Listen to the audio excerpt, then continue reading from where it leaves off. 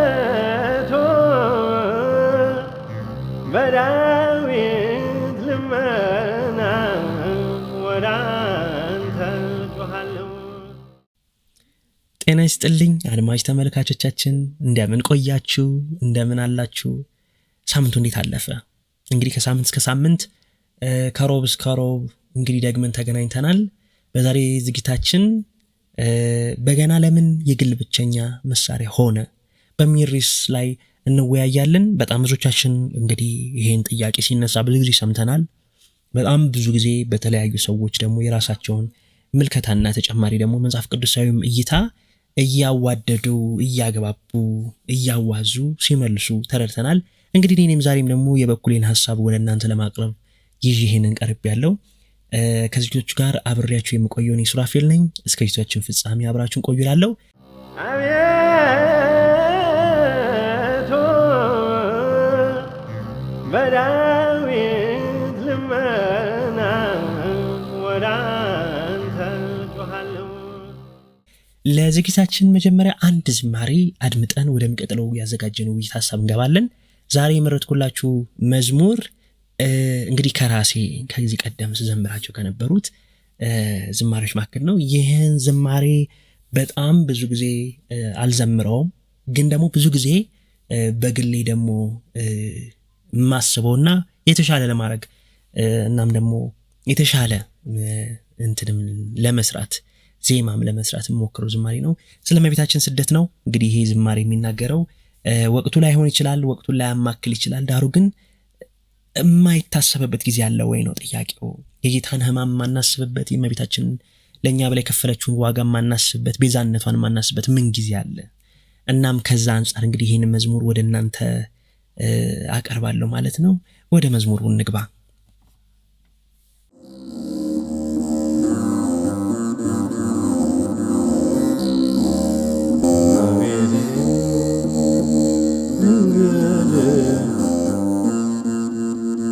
ድንግል እመቤቴ እመቤቴ ድንግል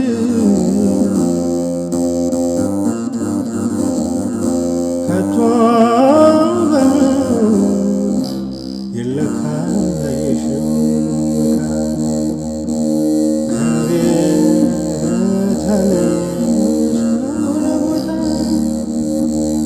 ቤተልሔም እስከሆነ ቦታ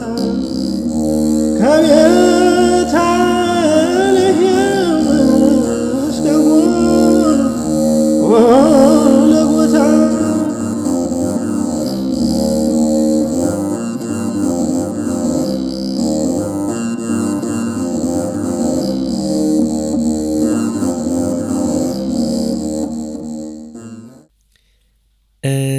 እንግዲህ ከመዝሙሩ መልካም ሐሳብን ማስተዋል ዕውቀትን እንደቀሰማችሁ ተስፋ አደርጋለሁ።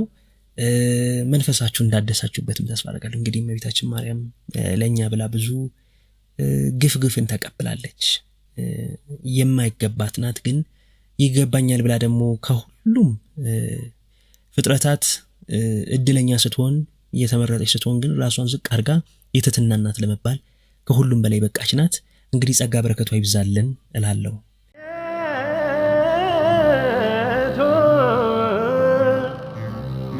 በዳዊት ልመና ወደ አንተ ጮኻለሁ።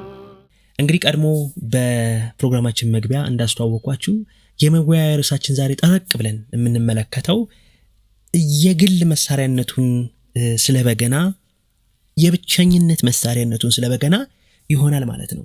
ይሄ ሐሳብ ብዙ ጊዜ ሲነሳት ሰምታችሁታል። ከመነሳትም በላይ ኢቭን በጣም በጥልቅ ደግሞ ሲወያዩበት ሰምታችኋል። በጣም በገና ድንቅ የሚያደርገው አንደኛው ባህሪው በትልቁ በሰፊው በጉልህ አርምሞን የሚያስተምር፣ ከአርምሞን በተጨማሪ ማስተዋልን በሰዎች ላይ ለማስፈን ትልቅ የሆነ የብቸኝነትን ጊዜ የሚያስተምር መሳሪያ ነው። በገና በጣም አስቸጋሪም ያረገው ይሄ ባህሪው ነው። እንግዲህ ሰዎች ብቻቸውን ለመሆን ምን ያህል ይፈልጋሉ? የሳይኮሎጂ ጥያቄ ነው። ምን ያህል ደግሞ ብቻችን በመሆን ደግሞ የምናተርፈው ነገር አለ? ይሄ ደግሞ መንፈሳዊ ጥያቄ ነው። እርግጥ ስጋዊና መንፈሳዊ እይታዎች ብለን ለይተን የምንመለከትበት ምክንያት በልቶ ከማደር፣ ሰርቶ ከመግባት ከመውጣት፣ ወጦ ወርዶ ከማትረፍ ጋር የሚገናኝ ያ ስጋዊው ድካም እንዳለ ሁሉ መንፈሳዊው ደግሞ ዓለም ላይ ለነፍሴ ለኋላ ፍርዴ ለኋላ ኩነኔ ኋላ ለምጠየቅበት ወንበር እንግዲህ ከሚል አንጻር ሐሳቢ ነው እንጂ መንፈሳዊ ህይወትና ስጋዊ ህይወት የሚባል የለንም። እንዲህ የሚባል አስተምሮ ቤተክርስቲያንም የላትም። እንዲህ ካልን ዘንዳማ ቤተክርስቲያን ለስጋም ይችን ብሉና ይችን ጠጡና ተውት፣ ለመንፈስ ደግሞ ይሄን አድርጉ ትለን ነበረ። ግን የማሸነፍ ጉዳይም አይደለም የመሸነፍም ጉዳይም አይደለም። ይሄ አንዱ ላንዱ ግን ከእግዚአብሔር ፊት የመቆም ጉዳይ ነው። እሱም ነፍስና ስጋ ለየብቻ የሚፈረዱበት ፍርድ እንደሌለም ሲያሳይ ነው። እና ለይተን መመልከታችን አንዱ ለአንዱ የራሳቸው የሆነ የሚጠይቁት ክራይቴሪያ የራሳቸውን ስታንዳርድ መለኪያ ስላላቸው እንጂ የስጋና የነፍስ የብቸኝነት ሰዓት ሞት ካልሆነ በስተቀር ሌላ ምንም ነገር የለም። ስጋ የሰራውን ነፍስ ትበላለች፣ ነፍስ ደግሞ ያተረፈችው ለስጋም ይሆናል። ጽድቅም ቢያተርፉ ለሁለቱም ነው፣ ኩነኔም ቢያተርፉ ለሁለቱም ነው። ይሄም ነው ይበልጥ ተበክሮ ለበገነኛው በየለቱ በጆሮው በልቡ እንግዲህ የሚያስተጋባው ማለት ነው። ሐሳቡ ኤኮ እናረጋለን ይሄንን ሐሳብ አብልጠን በተለይም በብቸኝነት የሚገኙ ጸጋዎችን ከብቸኝነትም በላይ ደግሞ ከበገናው ጋር ደግሞ ብቻችንን ስንሆን የምናስተውለውን ነገር ይበልጥ እናገራለን። ዜማ ታላቅ ኃይል ነው። በዜማ ኃይልነት ብዙ ታሪክ ገድሎች ተደርገዋል። ዜማ ትልቅ የሰዎች ምን ልበላችሁ የፍልስፍና ጥግ ነው። ምክንያቱም በማመስገን የሚገኝ ነገር እንዳለ ሁሉ ሰዎችንም በዜማ በመኮነን ምክንያት የተገኘም ደግሞ እስከ ሞት ቅጣትም አለ። አንዳንድ ነገስታቶች መመስገንን ወደው አዝማሪዎችን ይቀጥራሉ። አንዳንድ ነገስታት ደግሞ እግዚአብሔር ፊት ነኝ ከእግዚአብሔር ፊት ነው ስራዬ ሁሉ የሚታየው ብለው ደግሞ ራሳቸውን ለመኮነን ራሳቸውን ለመመርመር በገነኞችን ደግሞ ቀጥረው በገነኞችን አቅርበው ወደ ቤተ መንግስታቸው በገናንና የእግዚአብሔር ምስጋና ሲሰሙ ደግሞ እንመለከታለን። ብቸኝነት ግን ምንድነው? እውነት ለመናገር ብቸኝነት ማለት ከሰው መራቅ ነው? ብቸኝነት ማለት ከሰው ሐሳብ መለየት ነው? ምንድነው? በገነኛስ ምንድነው ኤኮ የሚያደርገው? ብቸኝነትን ነው ወይስ ከበገና ጋር አብሮ ሆኖ የውስጡ ማንነት ለልቡ ቅርብ ወደ ሆነው እግዚአብሔር መንገር ነው? አንዳንድ ሰዎች በዚህ ዘመን እንደምንሰማው ከሆነ ብቻቸውን መሆን የሚፈልጉበት ሁኔታ አለ። ብቻችን መሆን የምንፈልግበት አንደኛው ደግሞ ምክንያት የብቸኝነቱ የሚገኘው ደስታ ልክ መስሎ ከመታየቱ የተነሳ ነው። ሁሉም ብቸኝነቶች ጤነኛ አይደሉም። ወንድሞቼ እናቶቼ ይሄንን ከዚህ ክፍለ ዘመን ከመገኘው ከኔ አንደበት ሲሰሙት ምናልባትም ግር ላይላችሁ ይችላል። ቀድሞ ግን የነበሩ አባቶቻችን ይሄን ቢሰሙ ግን እጅግ በጣም ነው የምላችሁ ልክ አይደለም ብለው ነው የሚመለከቱት። ምክንያቱም ብዙሃኑ ሶሻል ላይፍ ነው የነበራቸው የበፊት ሰዎች። ብዙሃኑ በብቸኝነት የሚያሳልፉት ሰዓት የላቸውም። ለዚህም ይመስለኛል ትክክለኛው የሆነ ህይወትን ደስታን ጣዕምን አግኝተው ያለፉት። እርግጥ ውጣ ውረድ የለም እያልኩኝ አይደለም። የሰው ጥፋት የሆነ ዘመን ላይ ቆሞ ነበር፣ ወይ ደግሞ ሰው ኃጢአት መስራት የሆነ ሰዓት አቆሞ ነበር፣ ወይ ደግሞ ሰው ልጅ የሆነ ሰዓት ላይ ፐርፌክት ሆኖ ነበር ማለት አይደለም። ግን እያልኳቸው ያለው ወደዚህኛው ክፍለ ዘመን ስትመጡ የዲፕሬሽን አንዱ ምልክት ብቸኝነትን መፈለግ ነው። በብቸኝነት ውስጥ መደሰት ነው። እርግጥ ሁሉም ነገሮች ከሰው በመለየት የሚገኙ ነገሮች ናቸው አንልም። ይሄንንም ፈጽሞ ለሰዎች መግለጽ አንፈልግም። ሰዎችም ይሄን ከሐሳብ እንዲንከቱት አንፈልግም። ሁሉም ብቸኝነቶች ለጤና አይዳርጉም።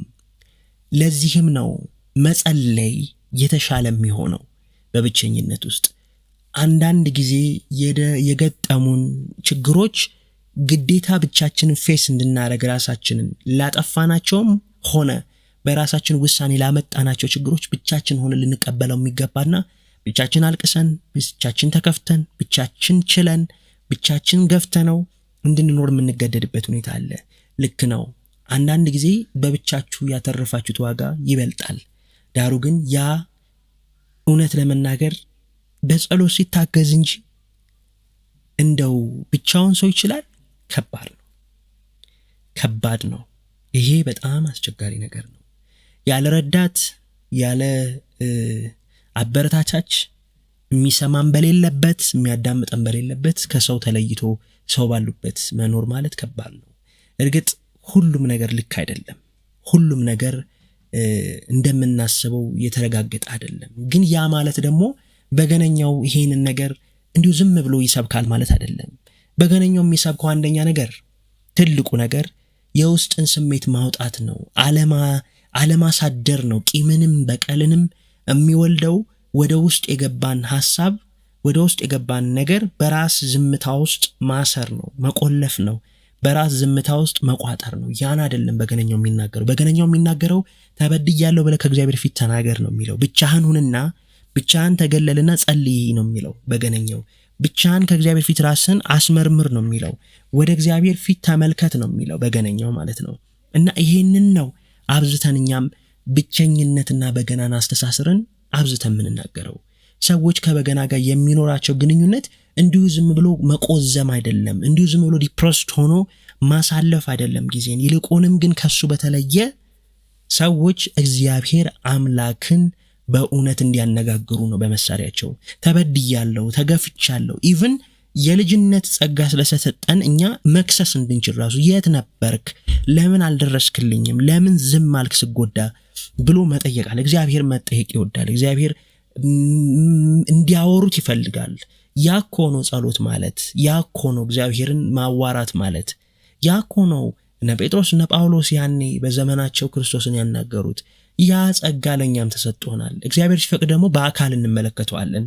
ግን ለአሁን ሰዓት ባለንበት ደረጃና ባለንበት የማወቅ ጥግ ይሄ ነገር ተፈቅዶልናል። በገናችን ይዘን ለኛ ለልባችን የተሰማንን ስሜት ማዋየት፣ እሱ እንዲሰማን መንገር፣ እንደሚሰማንም ደግሞ ማመን ነው። ስለዚህ ብቸኝነት መጥቷል ከበገና ጋር። ምክንያቱም ብቸኝነትን የሚያሳስብ መሳሪያ ነው ወይ ሲባል፣ አዎ ሰው ልጅ ነገ ብቻውን ነው የሚሞተው ብሎ ይናገራል በገና። የግልህ ጩኸትን ግን ዝም ብለህ ልታልፈው አይገባም ደግሞ ይላል በገና። እግዚአብሔር አምላክን ልታዋራው ይገባል ብሎ ደግሞ በገና ይናገራል። ስለዚህ ብቸኝነቱ ከግል መሳሪያነቱ ጋር አብሮ የተሳሰረ ነው። እርግጥ ሌዋውያኑ ከበገና እንግዲህ ኦርኬስትራነት ደረጃ ደርሰው በጽዮን ፊት ምስጋና እንዳቀረቡ የቅዱስ ዳዊት ታሪክ ይነግረናል። ሁለተኛ ሳሙኤልም ላይ ይናገራል። ግን ያ እንደምናስበው አይደለም። ትርጉሙ ይለያል። ያኛው ማህሌታዊ ይዘት ነው። what about personal ወደ ሆነው ይዘት ስንመጣ የዳዊትን መዝሙር ነው የምናስበው። እነዛ 150 መዝሙሮች የልብ ጩኸት ናቸው። እግዚአብሔር ፊት የተጮሁ ጩኸቶች ናቸው። ዳዊት ስለ ሳኦል የዘመረው፣ ዳዊት ስለ ዮናታን የዘመረው፣ ዳዊት በዛ ዘመን ስለተነሳው ማኒ የዘመረው፣ ዳዊት ያንን ሁሉ የሰበካቸው ስብከቶች በግሉ የጮሃቸው ጩኸቶች ናቸው። ስለዚህ ያንን ነው የምንማረው። you have to cry out። cry in አይደለም፣ ወደ ውስጣችሁ አይደለም ማልቀስ ያለባችሁ፣ ወደ ውጪ ነው ማልቀስ ያለባችሁ። ወደ ውጪ የምታለቅሱት ደግሞ ወደ እግዚአብሔር ነው የምታለቅሱት፣ ወደ እግዚአብሔር ነው የምትጮሁት። ያንን ነው የሚናገረው በገነኛው። በግል ቤት ውስጥ፣ በግል በብቸኝነት ውስጥ፣ በግል አንተ የሆነ ቦታ የጠቀስካት ቦታ ላይ ተቀምጠ እግዚአብሔርን ጩህ ነው የሚለው። እግዚአብሔር ለምነው፣ ስለሆነብህ ተናገር፣ ስለሚሆነ ተናገር፣ ስለበደልከው ተናገር፣ ስለፈቀድካቸው ነገሮች ተናገር። አንዳንድ ጊዜ ዝም ብሎ እግዚአብሔርን ማዋራት ይቻላል። ግዴታ አይደለም እንደምናስበው ቀን ወሰነን ሰዓት ወሰነን እግዚአብሔርን ማናገር ሁሌ ይቻላል። ምክንያቱም ለመስማት ሁሌ ጆሮቹ ክፍት ናቸው፣ ልቡ ክፍት ነው። ያን ነው የሚናገረው። እና እውነትም በገና አጀማመሩ ከግል መሳሪያ ነው የጀመረው።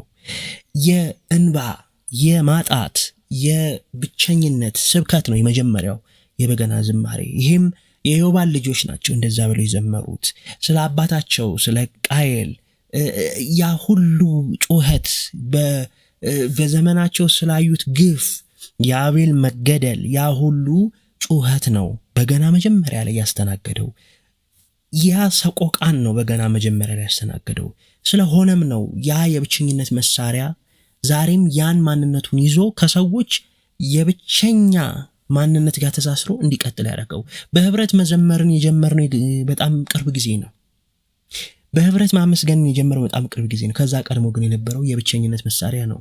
የማስተዋል የርቀት መሳሪያ ነው፣ የእውቀት መሳሪያ ነው። በተጨማሪም ደግሞ የማሳወቅ መሳሪያ ነው፣ ሌሎች ሐሳብን መንገድን የጎዳና መሳሪያ ነው እና ይሄ መሳሪያ ነው እንግዲህ አበክረን የግል ነው እያልን የምንጠቅሰው ማለት ነው። እንግዲህ ቢናገሩት አያልቅም፣ ቢዘረዝሩት ሐሳቡን አያልቅም። እንዲህ ብለን እንግዲህ ደርሰናል። በዝግጅታችን እንግዲህ እንደተደሳችሁ ተስፋ አድርጋለሁ። በሐሳቦቹ ላይ የሚሰማችሁን ነገር ግለጹልኝ ኮሜንታችሁ ላይ፣ እኔም ኮሜንቶችን መልስላችኋለሁ። እንግዲህ ከፍጻሜው ደርሰናል ከፕሮግራማችን። ከልጆች ጋር አብሬያችሁ የቆየሁት እኔ ሱራፌል ነኝ። እንዲሁ ከሳምንት እስከ ሳምንት በሰላም እግዚአብሔር ያገናኘን። ሰላም ቆዩኝ እላለሁ። ደህና ሰንብቱልኝ፣ ደህና ክረሙልኝ። ሰላም ያገናኘን።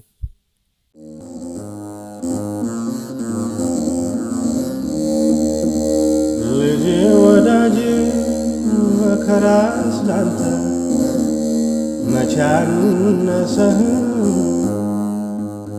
ዓለምን ለማዳን ወደህ ልጄ ወዳጅ ልቤ እስከ ሁሉ ያዝናል ሳስብ ሐዘን መንቶቼ አምስቱ በቤተ መቅደስ ስምዖን አረጋዊ የነገረኝ ሳስብ